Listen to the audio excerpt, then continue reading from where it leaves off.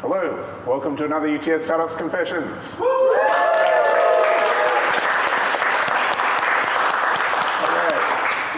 Beautiful way to start a weekend and a week. Green Friday. Okay, so raise your hand if you're about to buy loads of stuff for the holiday season or for birthdays or other things in the next couple of months. Okay, raise your hand if you feel bad about the impact you're having on the world and all the wastage you're creating and the money that you're wasting and everything else. Yeah, okay. Happy holidays. It's that time again. One last time, raise your hand if you're excited for Green Friday. Because Melissa, I think this, for anyone at home that doesn't understand, could you please explain what Green Friday is and a little bit of your background so that people have some context about the solution to the problem that we just mentioned? Yeah, thank you. Look, Green Friday is a movement. It's an online shopping event. It started a couple of years ago, really to try and counter Black Friday. So it's not because we don't want people to shop. Everyone needs to buy stuff, as we just said, but we're really trying to help people buy better. So there's a lot of brands on the site, and it went live today, that are showcasing their amazing sustainability products. And yeah, we're just encouraging consumers to think a bit more consciously when they're looking to buy products and buy from businesses that are doing something good for the planet. Okay, this goosebumps. Oh, okay. Instead of going on Amazon and getting creepy suggestions about things that I searched for 6 months ago, I can actually feel good about some of the things that you end up having to do or you end up needing to buy. Yeah, no, the vision is basically trying to start to curate that for people, so they're not having to themselves go shop around trying to understand what a business is about. Each business on the site has their own brand page where they can talk about their story. So it's really just trying to show that transparency and give some background of where they're all at. Okay, and that brings me to the second thing that gives me goosebumps, which is yourself, Vanouhi. Yep. We were here 3 years ago, doing another UTS Startups Confessions. Maybe the second or third one ever. Early days. Thank you very much for doing that. I think we were sitting on boxes at the time, and we've now got a rickety table, but it's getting slightly better.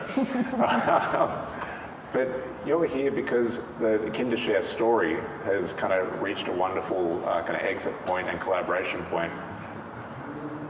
With Green Friday and Releaseit. For those that don't know, what is Kindershare, and tell us a little bit about the story.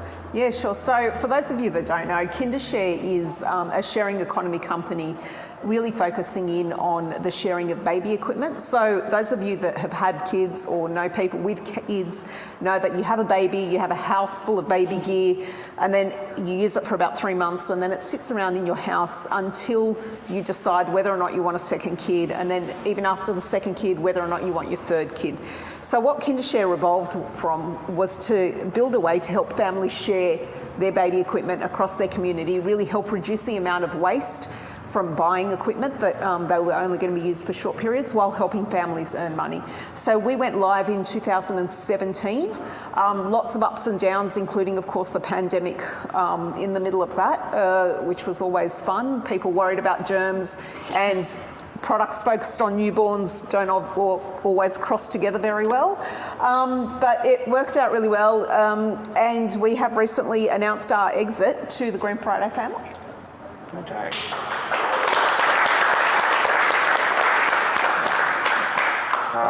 How does it feel?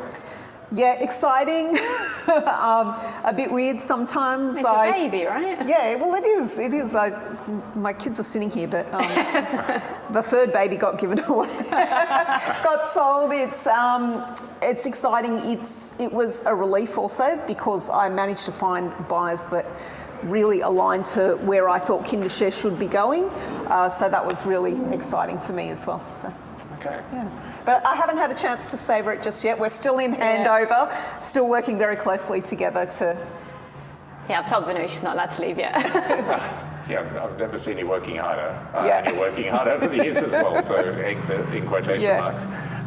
Okay, so tell us about that for all the startup founders that are watching this as well and maybe looking forward to whatever their exit looks like. How did that come about? Yeah, sure. About a year or so ago, maybe a little bit more now, I realised that there was so much more Kindershare could be, and my skill set was really in this early stage, going from idea to getting people to working with it. But we'd been stagnant for a little while, notwithstanding COVID, the massive COVID dip. We'd been stagnant for a while. I loved Kindershare. I loved all the feedback we would get from our families that use Kindershare, but I realised it could be so much more. And so that's when my journey to try to find what next for Kindershare began. Really, it started by talking to other exited founders. That was my number one thing. People who used to be EIRs here, had a chat to them, other exited founders across the community, and really understanding how they even started. I've sold literally hundreds of businesses, but we sold them very large businesses, and they were never my own. So the decisions you make when something's your own to sell versus when you're a consultant working through a vendor due diligence process, very, very different. So it was really interesting to hear the ideas that people had, the considerations that I should think about before trying to decide who to speak to. Throughout that process, in talking to other exited founders and people out in the startups community, one person I spoke to said, "Oh, actually, I know this lady.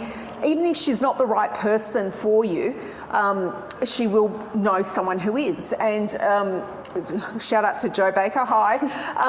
And Jo Baker was the right person. She works with a number of family offices in the e-commerce retail tech space, and she was absolutely the right person to talk to.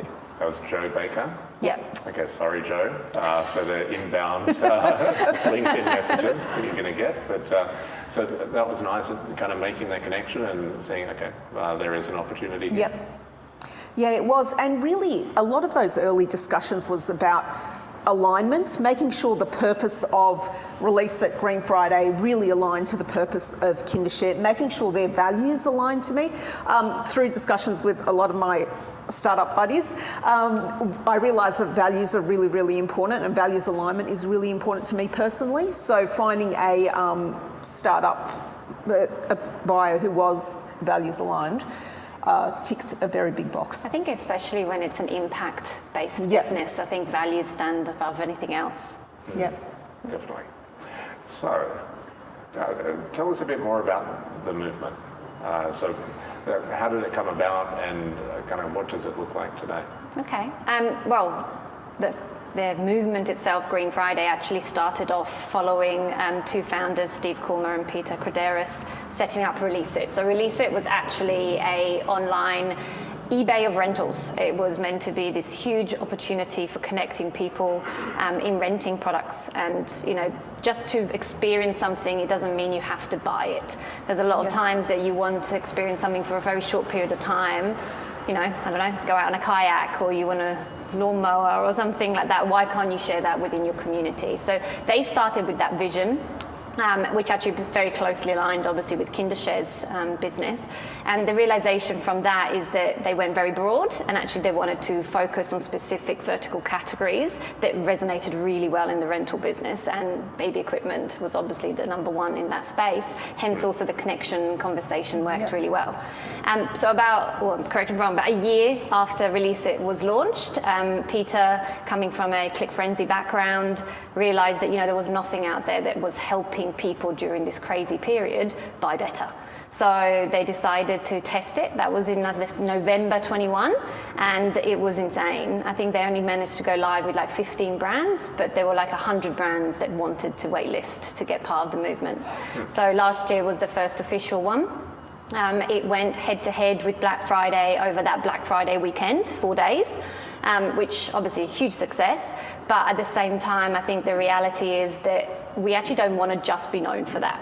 So the vision for us moving forward is actually to convert Black Friday to be an always on Black Friday movement. So I kind of keep using this analogy to people just to try and make my point across is, when everyone said you should eat less meat and people didn't want to become vegetarians fully, so it was meat-free Mondays. Just don't eat meat on a Monday and it'll have enough of an impact. I'm kind of using that one and saying, why don't we do Green Fridays? So everyone makes one little effort on a Friday to just be a little bit greener. And if we can get that really flowing and that be a huge movement, then we should see huge improvements for the planet. So that's the vision, really, of how it came about. hard to argue with that. Yeah, true. You know, I think for me, there are some businesses that I admire more than anything out there, and they started life knowing that they were going to be fully sustainable from day dot, and they've done everything in their power to be that. But there's actually the majority of businesses out there didn't start that way, and I think a lot of them feel quite lost on how to go along that journey. And if Green Friday can be an aid to that, I think we'll have make a big impact. And there must be, as much as there are people out there that want to buy in this way as well, there must be so many companies out there with wonderful solutions that can't get to the audience in the way that they want to as well. That power to convene them and help them both find each other. Sounds wonderful. Yeah. So looking forward, what does the future of Green Friday look like? Look, I think for me, certainly a transition onto an always-on model. So at the moment, obviously, we're generally a media sales-based business, so a week-long event, buy packages, we showcase your products. It's quite affiliate-based, takes you back to the site. From a commercial perspective, we ideally want to convert that to be an actual marketplace, commission-based marketplace model that will really enable us to grow the range. Because I think for me, coming from the background that I am, customers first, and it's all about ensuring that the customer has the broadest range they possibly can have. So for that, a marketplace model will work better. Expansion into categories. The event we've got live as of today, we've actually extended into some new categories because green, buying better isn't just fashion. I think you can buy better insurance, buy better financial services, buy better travel. So we've launched some amazing new categories this time around, including travel specifically. That's probably the one I'm most excited about. So that further expansion is actually a huge thing for me. And actually that's where I think it connects really well with Kindershare, because one of the best things from a sustainability perspective is extending the life of products. So circularity, rental, reuse, refurb. So that extension and showcasing Kindershare on Green Friday, this event has been, the ability to do that. So yeah. Beautiful. Exciting time. So much to feel good about in this. Yeah. I'm going to take a break. I'm getting a bit overwhelmed. But I'll just ask one final question. Yeah, sure. So for everyone out there that is thinking about what they're doing, if you could go back to yourself 5 years ago or so when you're starting and give yourself some advice, what would it be now? Yeah. And I am going to compare and contrast this to your original answer. So the original answer... You remember it? No, maybe. I mean, I've always said after the first 6 months, the first lesson after 6 months was the realisation of just how important customers are. And customer first is always the first thing that you've always got to remember. It doesn't matter what you think, you don't know the answer, your customer knows the answer.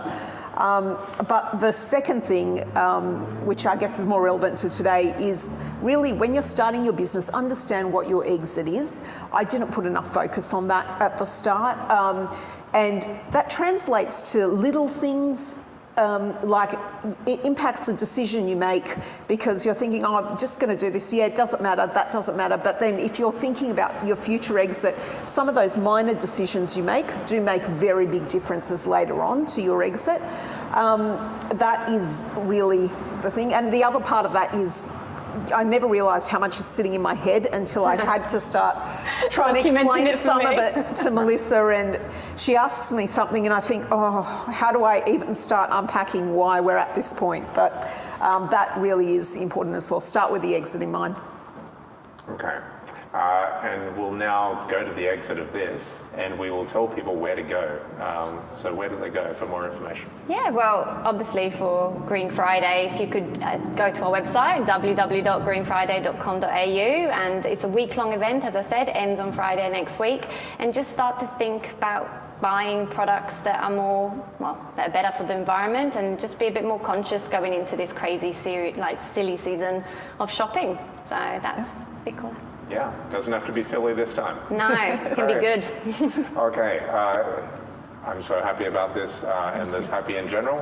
I'm also happy that everyone here is joining us for this and coming together in the networking that we do every week. For anyone at home, we're going to turn off the camera and go into a private Q&A session where we get into the really juicy stuff. So if you're watching, sorry, but join us every Friday at 3:30 at UTS Startups at Central. Please join me in celebrating and thanking Vanouhi and Melissa.